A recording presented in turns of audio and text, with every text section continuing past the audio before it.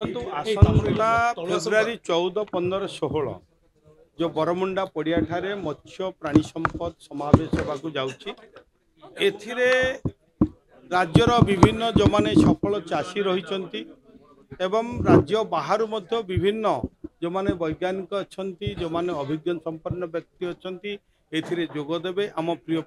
मुख्यमंत्री करकमल 14 तारिख दिन एको उद्घाटन करने को जाउछंती एवं एथिरे मध्य शेष दिन आमर महामहिम राज्यपाल जोगदेवार व्यवस्था रही तेणु एथिरे विभिन्न सफल चाषी एक्सपोर्टर एवं एथिरे आउ गोटे कथा जे विभिन्न जीवंत प्राणी मानकर मध्य एठी प्रदर्शन करा जिवो जाकू देखिले आमर चाषी मानकर सेमानकर उत्साहित हेबे एवं तांकर आग्रह बढ़िबो। आमर प्रिय मुख्यमंत्री जो रही स्वप्न जे विकसित ओडिशा करबा पई आकू एई दिगर मध्य आमर विभाग ग्रामांचलर जो मान रही मत्स्य चाषी प्राणीपालक एवं कृषक सेमानंकु अर्थनैतिक क्षेत्र में आगो को केमती बढ़ी पारिबे स्वावलंबी हो पारिबे एवं यही दिगरे मध्य प्राणी पालन करी सेमाने अर्थ उपार्जन करिवे युवपीढ़ी माने सेही दिगरे मध्य एठी आलोचना करिवार व्यवस्था रही। सर जो कथा बोलला ओमफेड को चाषी मान को अधिक टंका दवा पे व्यवस्था कराउछि ना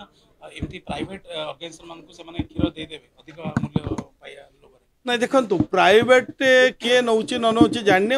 आमर ओडिशार जोटा मु कही ओमफेड हूँ आमर अस्मिता ओमफेड को आम आग को किपरि आउरी अधिक सुदृढ़ करवा ताकू अधिकरु अधिक प्रोत्साहन देकरी आम चाषी मानकू एथिरे इन्वॉल्व करवा चाषी मानकर इन्वॉल्वमेंट अधिका रहिबो चाषी मानकू मध्य आमे विभिन्न दिगरे वर्तमान ओमफेड चेष्टा करुच्ची ताकू प्रोत्साहन देव चाषी मानकू सहित जोड़िबा पाई जो चुना माछ को सब धरि देउछंती पोखरी मानकर चिलिकार बेसी आ विभिन्न समुद्र भी जो 0 पॉइंट जाल को माने बैन करिया पे नहीं वर्तमान आमर 0 पॉइंट जालर तो बैन होईछि बैन रही